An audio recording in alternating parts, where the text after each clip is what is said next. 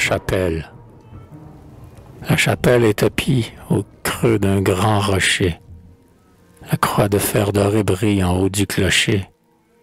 Le porche en bois est plein de sculptures antiques, où des saints douloureux et des anges mystiques charment les cœurs dévots depuis 400 ans. Les dimanches, c'était un flot de paysans qui tous portaient la veste ancienne en bure bleu. Ils avaient pour venir marcher plus de 9 lieues.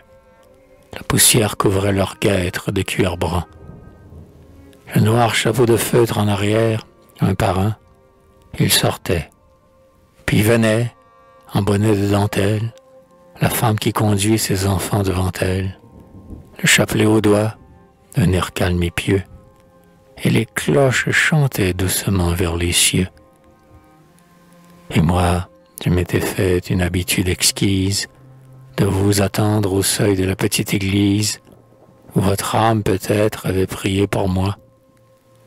Vous vous faisiez attendre, et c'était étonnez-moi, délicieux de voir dans la chapelle sombre votre visage aimé se détacher de l'ombre, lentement. La foi pure illuminait vos yeux, de je ne sais quel feu chaste et mystérieux. Mais vous n'aviez pour moi ni reproche ni plainte, et vous me pardonniez, comme auraient fait les saintes, de ne jamais plier les genoux devant Dieu. Or, ces dimanches-là, quand le ciel était bleu, ensemble nous allions à travers le village.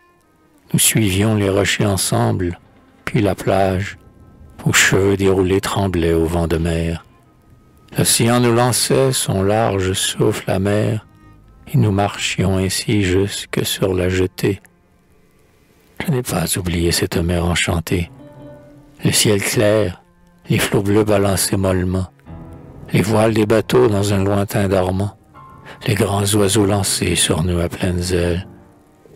Ni les cris des pêcheurs, ni les voix éternelles qui de la mer montaient comme un hymne au ciel pur.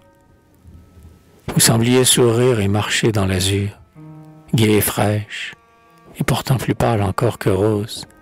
Et moi, vos moindres mots m'attendrissaient sans cause, mais si profondément que j'aurais devant vous, comme un prêtre à l'autel, plié les 2 genoux, et que je demeurais muet, l'âme ravie, tout est perdu devant la beauté de la vie.